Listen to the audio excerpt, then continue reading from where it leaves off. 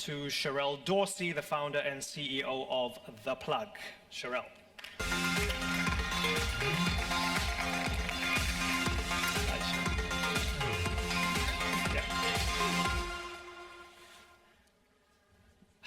Okay, I've got all these notes and I'm going to put them away. I'm just going to sit on them. Woo! Perfect. And I'm going to try and stay out of the way as much as possible. Yeah. But to begin, let me start with each one of you and ask you a very, very simple question. And Abdulbaki, let me ask you, do you use social media for good? And why? Yes, this is a very good question because everyone now uses the social media.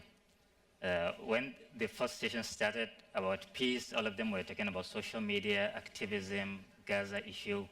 So this really shows how important the social media really is. And yes, I use the social media for good.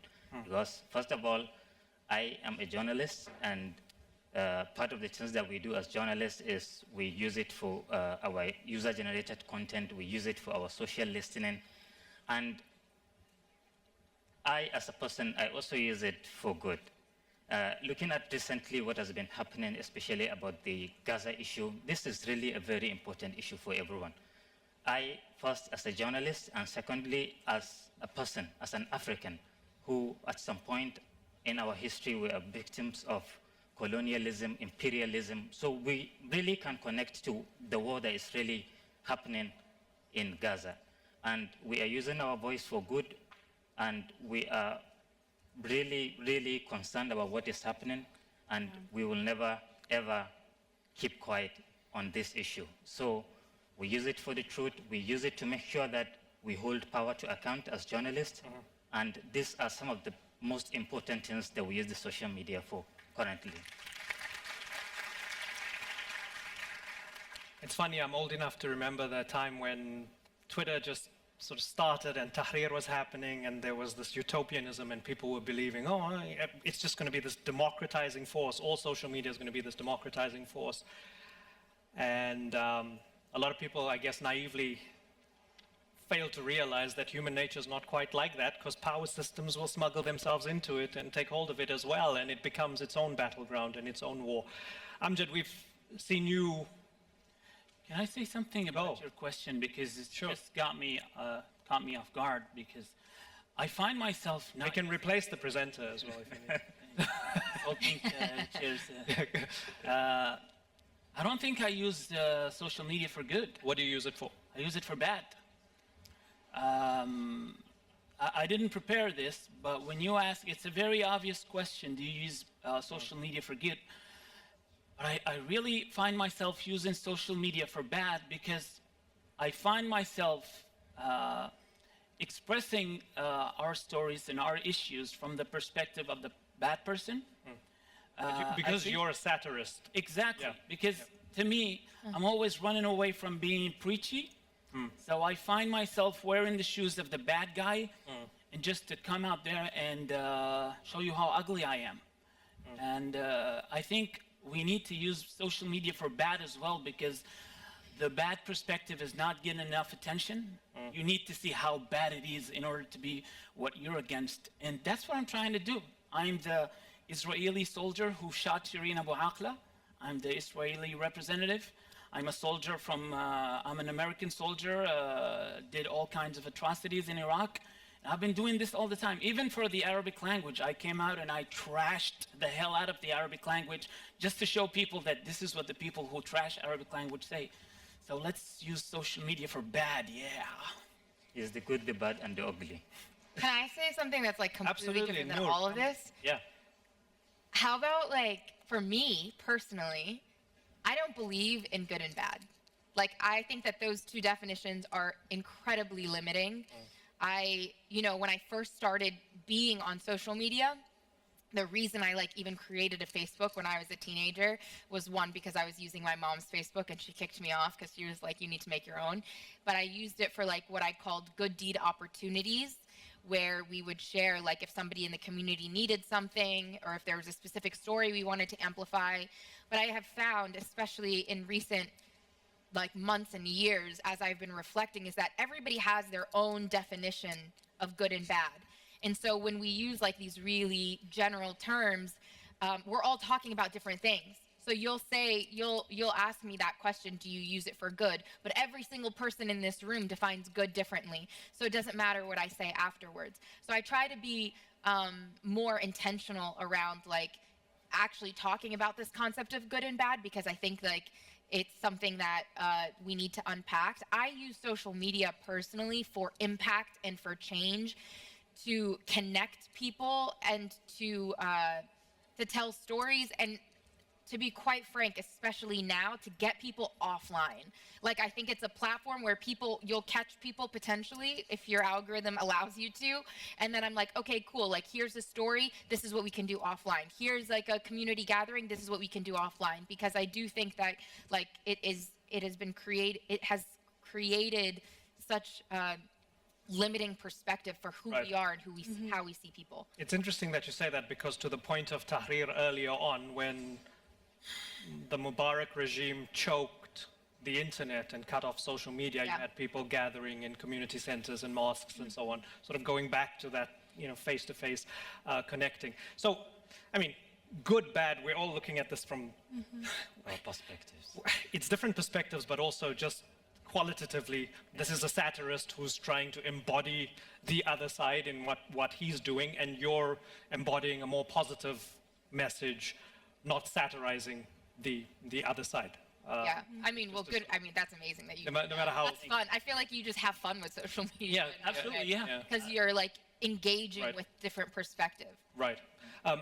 Sherelle, with the Pulse, what is the problem that you're trying to solve? Because obviously there's a conscious decision that you make to say, I want to have my own YouTube channel. I want to have my own podcast. There's something out there that I want to respond to. Yeah. What's that problem? I think the biggest problem that we're facing as a whole, particularly within the space, social media and journalism as a whole, is misinformation. Yeah. Misinformation, deep fakes, all of the AI that is, creating narratives and perspectives that are not true. And unfortunately, the powers that be are not putting in place the checks and balances, whether that's the production of false media reports and entire platforms that millions of people are able to access, but are not able to verify the actual information. And we're seeing a lot of these, bots and, and platforms be developed and then being indexed on places like Google at the top. And we are not doing that enough of the counteracting to ensure that the misinformation is stopped. And that's something that we're having conversations, particularly in America and particularly at the university level, of how do we ensure that the information that is amplifying on social media and is being, retweeted or reshared, across like folks with major platforms, are not taken at full force? How do we start to inspire greater critical thinking so that people aren't just taking that content in and believing it, but are starting to ask deeper questions? Is this real? Is this report real? Is this person actually a person, right? Unfortunately, that's the world that we're living in, this simulation anyway. But that right now is the deeper challenge. How do we know we're not the bad guys? We don't. And I think to the point here, like, being in that sense of binary, and even as journalists, like we pride ourselves on being objective, right, of telling the story. But even we have a sense of bias when we are covering different aspects of conversations, right? We have our own sense of how we relate and adapt to community. And so again, I may think that, amplifying a certain message is correct in the moment, and someone else may say, this is insensitive.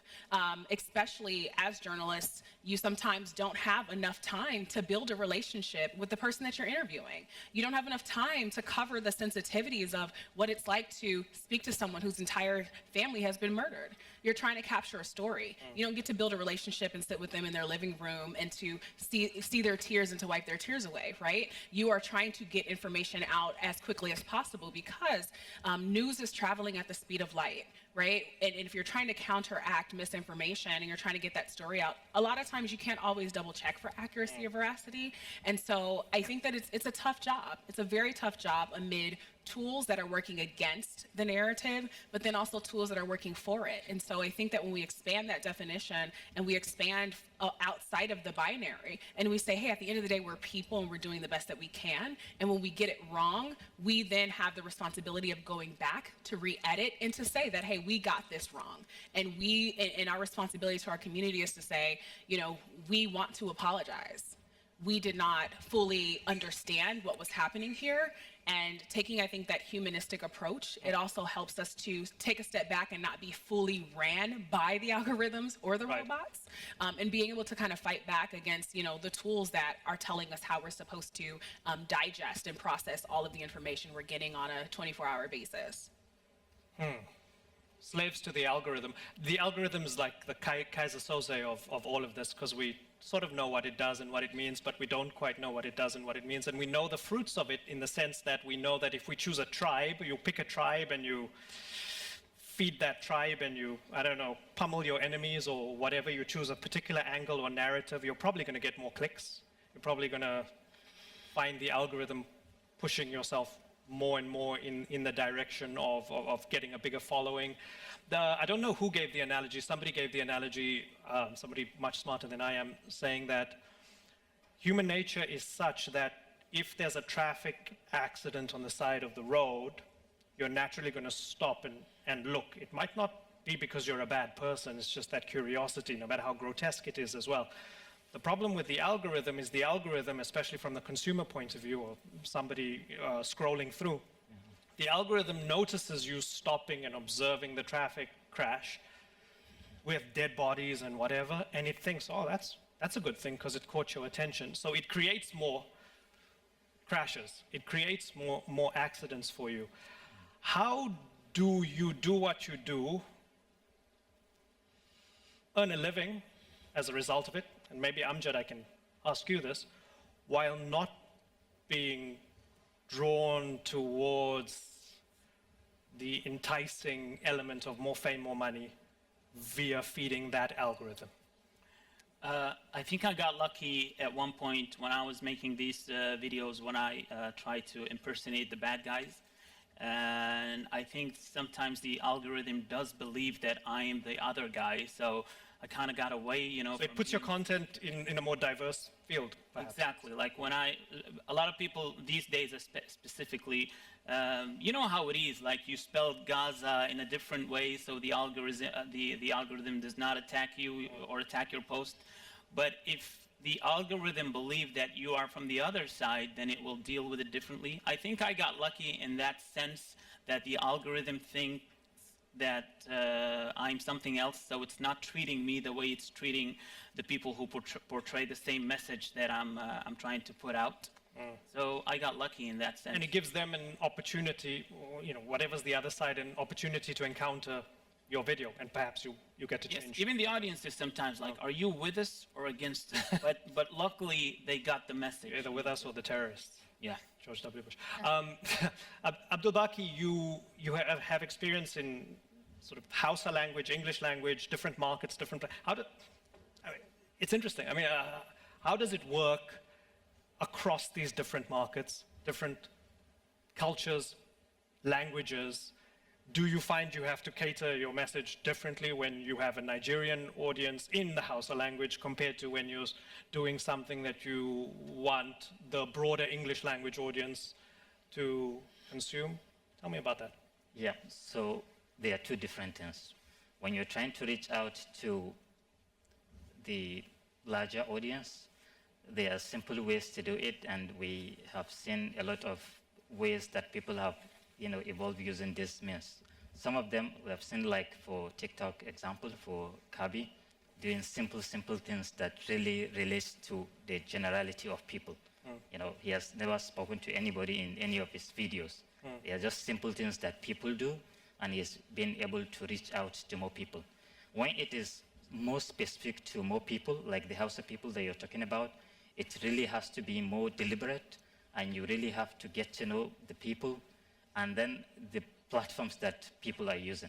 Are the platforms different depending, for example, in the Nigerian context, would the platform be completely different to the Turkish?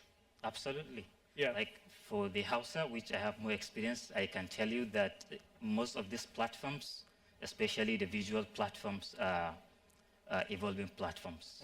Yeah, because internet access and data is still to some extent a challenge in sub-Saharan Africa. So if you take YouTube, for example, or TikTok, people are, these are largely video platforms. And people are trying to, people get on these platforms to watch videos and they somewhat consumes data. So when you produce your content, you really have to, like I said, make it really specific for the people. It has to be really short and you have to compress it. And when posting, then you have to know when to use it, like when to post it. For example, like the timing, which is very important, like for the Hausa audience, most times they wake up early in the morning for the Subi prayers, and that is generally or mostly the peak time for those audience. Yeah. Noor, do you deliberately sort of customize how you're going to produce content for your audience or the different strands of your audience on different platforms? Is it a deliberate plan? She uses her mother's Facebook. I use my mom's Facebook still. No, I'm just kidding. I don't even use Facebook anymore. My relationship with social media, I mean, I've been on it since I was a teenager. Since I was 15, I just turned 30, and I've always kind of had like engagement with a core audience and community since the beginning. I have chosen to like truly step outside of this is very personal, like just outside of this attempt to like catch up with an algorithm. I have like made peace with the fact that that is not how I want to choose how to spend my time in my work and my effort.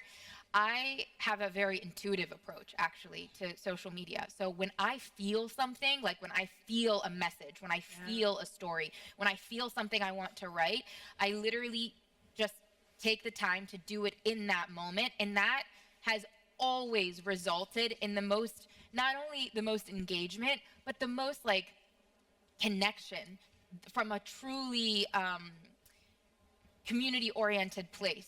So I'm not out, I like used to try with like the social media schedules and post at this time and looking at what time works. For me, that just never worked. And maybe it would work if I really like wanted to strategize around it, but it didn't feel good. And for me, I actually really care about feeling good about the work that I'm doing. So I no longer prioritize whether something's going to do better here or there. I just like when the download comes, I share it. Did you also worry about audience capture? I think I used to when I was younger, and then I was like, this is just, a mentor and friend of mine named Seth Godin said this to me years ago, and it really changed how I like engage with social media. He said, focus on your smallest viable audience.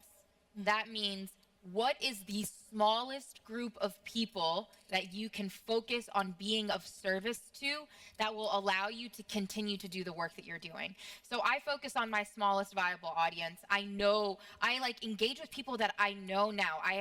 We have like at your service community groups that meet every single Sunday, hundreds of people from around the world. So like that is where I focus. I want to see the faces and hear the voices of the people I'm engaging with. Can I jump in on that? Yes, of course.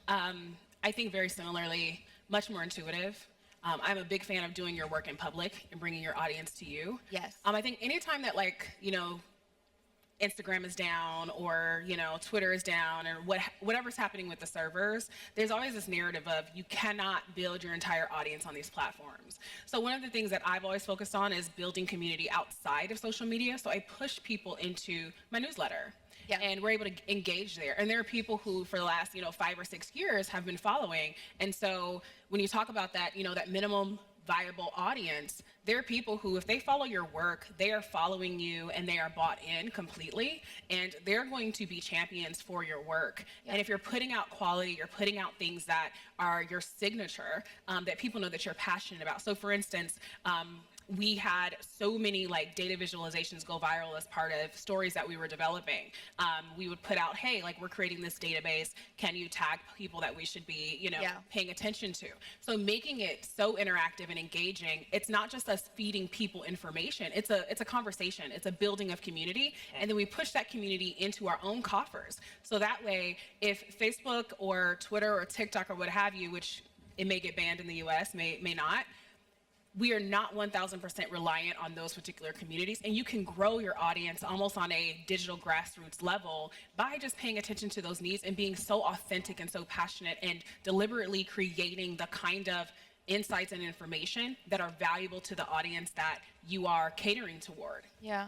And people can tell, like people can feel when you are trying to serve an algorithm or serve like a trend versus actually trying to connect. Like, for all of the audience members here, can I raise your hand if there are certain people that you follow on social media that you can tell when they're truly trying to connect with you versus trying to sell you something or feed you a story? Yeah. So this is like, if this is like the future of our storytellers and they're already able to see through that, then like, why are we chasing this idea versus just trying to connect directly with the people? Amjad, are you an influencer? I think I am. Yeah. You know, we talk of audience capture. There's an extreme example of this guy called Nicocado Avocado, or that's how he started out. I don't know. But anyway, he was like this sort of sweet vegan kid eating vegetables, and then he noticed in the comments section some of his followers said, "Why didn't you try mukbang? Why didn't you try this? Why didn't you try that?" And now he's this sort of grotesquely obese character, and it's very sad to watch because he essentially just catered until he physically, became extremely large and the antithesis of what he started out as, because that's what was giving him the clicks. And so... Do you know that that's why? It was because it was giving him the clicks? Like, has he spoken to that? I'd love to interview him, actually. He's used as an example of audience capture. And people extend it to political content, to content that is across the board, no matter what you're doing, whether it's sports, politics, etc. Tell me a little bit about that, this idea of, and whether it's hate or love. Let's talk a bit about that. How do you handle that kind of hate or love and needing to feel validated by the love or to be averse to the hate? The thing is, I couldn't care less about it. I'm with Noor on this. Whenever I feel like something, I just post it. A lot of people would come to me and say, "Hey, what are you going to do about the specific event?" I say, "I don't know, whatever I feel about it." You don't feel the pressure to do something. I had a lot of people coming to me and say, "Let's organize your channel, and let's just put like the posts in different ways and in different thumbnails and stuff." And I say, I'm not with that at all.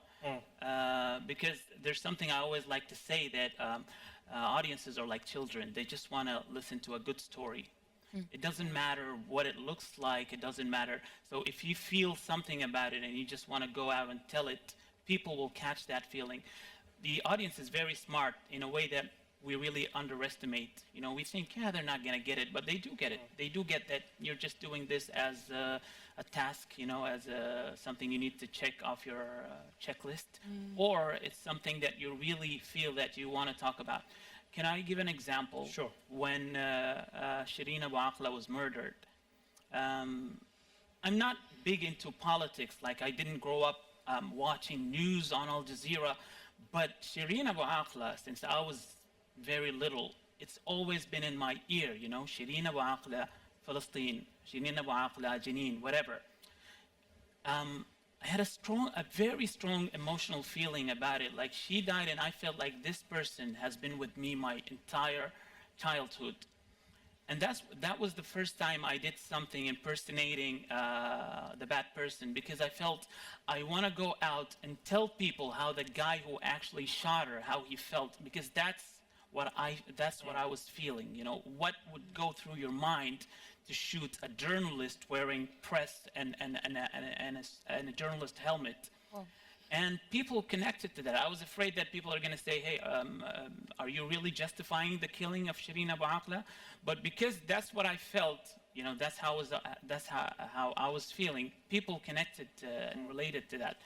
So yeah, I don't do audience capture. That's really interesting that you like process like traumatic stories that way, where it's I know that in the beginning you said like I actually use it for bad, but I actually don't think that you use it for bad. I mean, I know that you're just like playing, but Yes. it's like it's actually incredibly empathetic because you're literally putting yourself in someone else's body to try to make sense of something that like just doesn't make sense. Exactly. And that's really powerful. Can we all agree, and sort of just to double click on this issue, can we all agree that we're in a kind of social media ecosystem where unfortunately the most extreme voices tend to get the biggest amount of clicks? It's a problem that needs to be solved. Do we Yeah, agree on I mean, yes, definitely. And also, is it a problem that needs to be solved? I think that that's just like the way that social media is going to work. Like I know, and I'm sure that you've all experienced this too. Even what you were saying with like people coming to you of trying to do like the clickbaity thumbnail and the clickbaity title. It's really interesting that you have like these 4 panelists here who are very anti that, because like every single one of us could be extremely viral if we wanted to, because we have that level of storytelling. But it's like the way that I think about it is I always try to preserve and protect the story. So I'm like, if the right people will find us, the right people will connect with your story and understand it, because like I think all of our storytelling requires a layer of like introspection, like people who are aware that even though I'm following this person, I'm only getting like a very specific perspective in a very specific moment in time about this one thing. Like we are not our social media handles. We are not our profiles. We are not avatars. We are human beings who like are trying to reach certain people to connect through storytelling. But like, I also know that our audience and the people who are watching, like they're also not just numbers. They're also people who are trying to connect with other people as well. Sometimes they're not people, though. Sometimes they're not. That's true. But That's also, true. we don't own them. Yeah. At the end of the day, like I want the person who wants to follow like the makeup girly, and is also very much interested in what's happening in Palestine. That's very much interested in the murder of Black men in America by police. Like there's so much nuance and range. And I think you asked a question earlier about like fame and monetization, because at the end of the day, like we have to be able to support our platforms to keep growing and to kind of keep that engagement and to be able to do the work that we want to do, and to be able to employ other journalists as well to continue to have these stories told. And it's such a hard conversation. And so when we think about good or bad, like yes, at some times, like we do have to cater to the brand, we do have to cater to the sponsor, and try to create integrity within our work while also ensuring the livelihood of being able to do that work. Now, social media gives us an opportunity to have much more cheaply made and cheaply done, distribution of that work, but there still is a monetization and, as you call it, like a fame, component that we all are subject to. It doesn't matter unless you're come from a very well-heeled, well-moneyed background. We're all very much subject to how do we keep the work going, particularly at a high level of quality. But we do not own our audiences, and so I think that sense of authenticity, that sense of I'm also feeling what you're feeling. It gives us an understanding, and our audience an understanding that there is a person behind that screen, there is a person behind that particular pen, and they're a full human being as well. And even though this is a very parasocial relationship, I can relate. Thank you. Questions? Somebody, we're not supposed to, but go ahead. This is an interactive panel. Go ahead. Come up here, so actually. Come up here so we can all hear you. Brave. Love you. So come close so you can like catch my microphone or something. Yeah. Yeah, I was gonna say.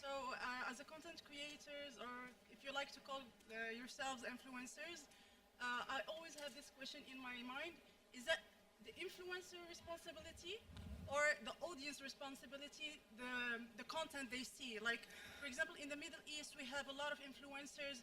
Calling them influencers with millions of followers, they have children following them, they have kids, they have teenagers. So is it the content creator responsibility like For the audience. present like giving ethical contents, or it's the audience, like it's your choice to follow whoever you want, and that's Yeah. I don't care like what, How do you define ethical though? something that it's not bad. But so remember, like that. So it's a very interesting question because I think it's like both. I think it's the content creator, storyteller, influencer, whatever term you want to use, and also the audience, because like the person who is creating the content, like their moral compass and how they engage with their personal like life.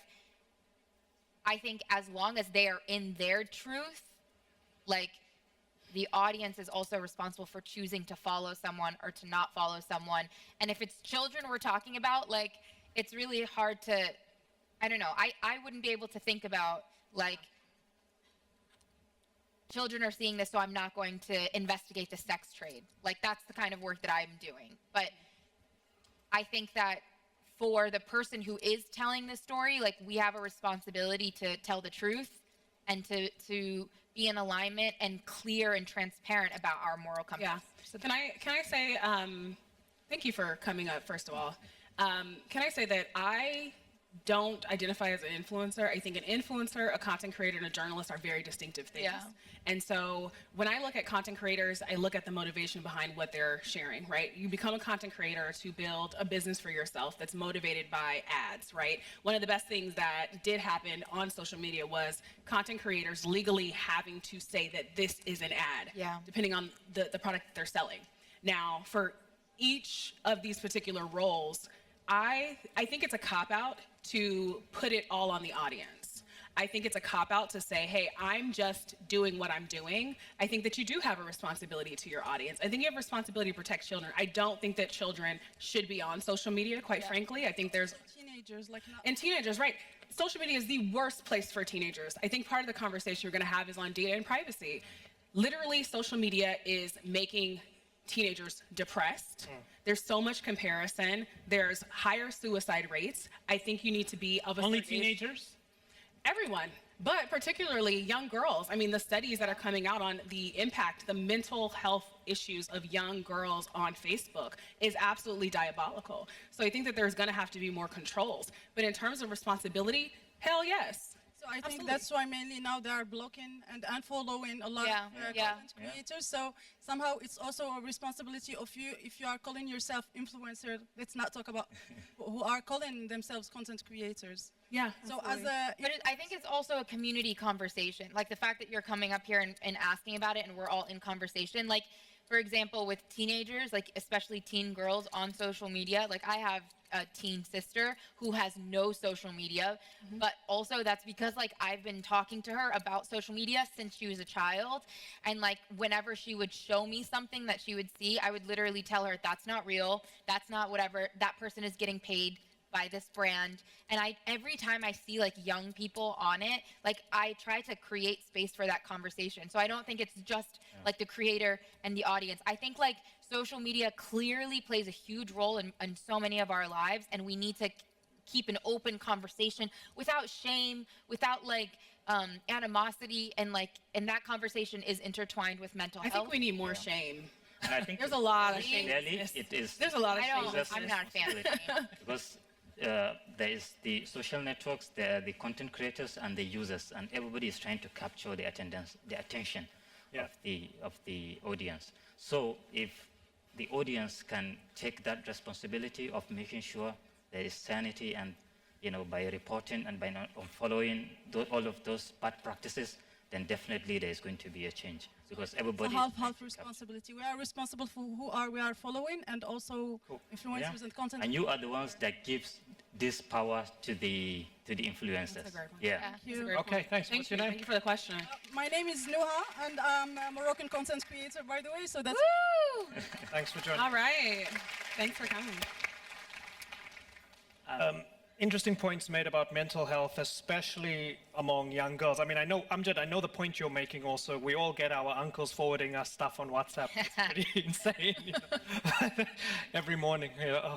But Jonathan Haidt and others have done some amazing work on this and looking at the kind of mental health epidemic, and it is an epidemic, especially with young people, teenagers, but within the sub-demographic, young girls, especially with suicide and these issues and feelings of inferiority.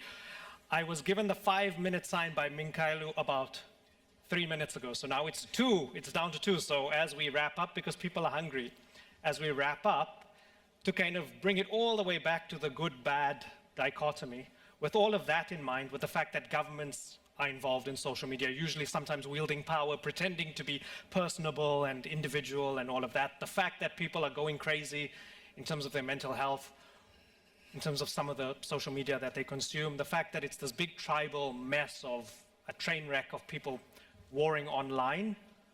Ultimately, what is the most fundamentally good part of social media? What's worth fighting for? Let me start with you, Abdul Baki. First of all, let me say that these platforms generally are good because they are some of the best things that happen to the young generation, because it gives us voice. There was never a time when people can stand up to something, when governments on one side are standing against it, and then people are fighting it, and to a great extent, achieving victory. Okay. So it is really very important that we see it as a positive tool, and it is us, the users, that get ourselves on this platform. So we have more power to control the kind of content that people create, the kind of things that we see, and what we decide to participate in. And yeah. Amjad, what's worth fighting for? I'd like to take this this opportunity to end with hope. You said something about being the extremist will make you the most followed and the most heard. But I want to give an advice to the younger audience that we have here, that you don't really have to be extreme and you don't have to be loud. You said people are hungry. They are hungry for information. People are curious. So if you have something interesting to say, people will listen. Just real quick, the most boring video that I made is the most viewed video I've ever made, because I made it about Sudan when it was all about Gaza and no one knew anything about Sudan. I made the most boring video, no editing, no music, nothing. The longest video I made, and it has the most viewed in the history of my content creating, because people wanted to know about Sudan. They know about Gaza on the news all the time. So you don't have to be extreme, just say something that people want to know about. That's a good message. Noor, what's worth fighting for? What's worth fighting for is the truth, is getting free, and having direct access to people who are not only telling their truth, but truly representing themselves. I think that is why we are experiencing what I call in this moment the great recalibration, where the truth will not stay suppressed anymore. And we are seeing through the eyes of the people on the ground in Gaza, in Sudan, how what the reality of the situation is and the role that we play. So I think what is worth fighting for is for all of us to get free, to stay informed, and to stay connected. Beautiful. Yeah. We're completely out of time. Sherelle, I'm going to Real quick. And I didn't even get to make my funny pun about Dorsey and social media, and I'm so annoyed. Yeah, Jack and I are cousins. Yeah. Okay, what's worth fighting for? Hope. Wrap us up. Hope and joy. Hope and joy is still worth fighting for. It's a harsh climate. Sometimes I have to log off because it's too hard to see what's happening on social, what is happening in these environments. And it's not to abdicate the responsibility of tuning in and to understanding and to share that information and insight, but also being able to log off and to be in community, to be able to break bread with others, to be able to be in direct conversation with others who have a different religion, speak a different language, have a different perspective, and being able to create these harmonious moments of deep joy, which is so significant to the human experience. Hope and love. That's a wrap. Thank you, Thank you. everybody. Thank you so much. Thank you, everyone. Yes, thank you. Thanks a lot. Thank you. Thank you. Thank you. Thank you. Thank you very much. Really. Let's go.